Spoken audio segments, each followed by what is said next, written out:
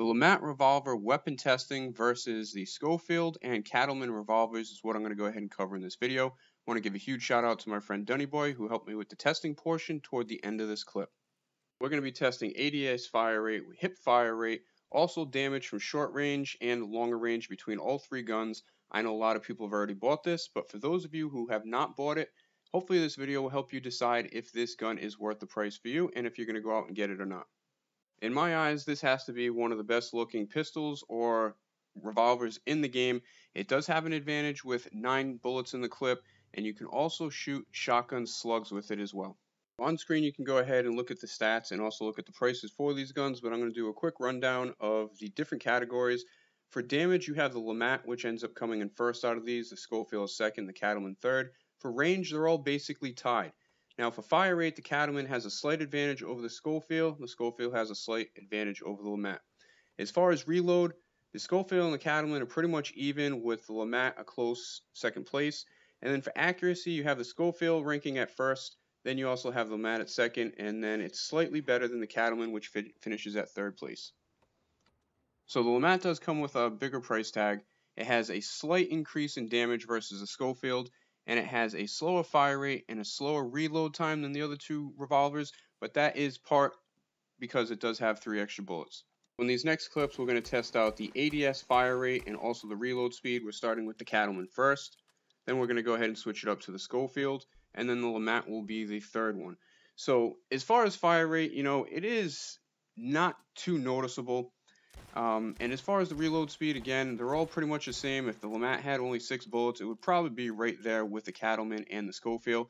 But those extra 3 bullets do add on to the load time, but sometimes that can also save your life if you have 3 extra shots, if you have people diving around, or if you happen to miss a couple of shots or they're not lethal shots. So keep that in mind.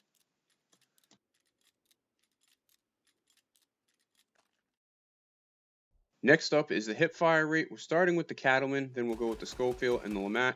You'll notice the Cattleman does have a rapid fire rate, but all 3 of these revolvers are pretty similar in the fire rate, as well as any kind of gun in the game. We also test out the semi-auto pistol just to kind of show you the difference. That is one of the guns that usually is thought of as having the fastest fire rate, that and the Mauser.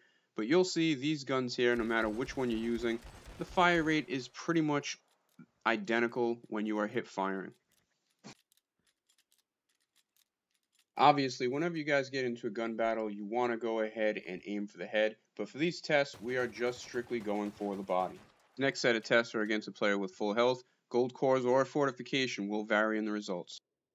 So now we're going to switch it up. We're going to go ahead and test the damage at close range, at longer distance, and also how many shots it takes to kill with each one of these guns.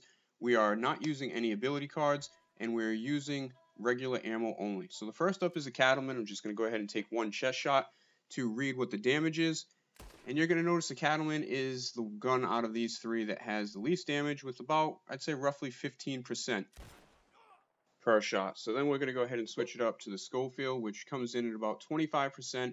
And now we're going to be using the LEMAT, which is very identical or very similar to the Schofield, with a damage output of about 25% per shot. Okay, next up we're going to be testing the LEMAT with the shotgun shell at a closer range.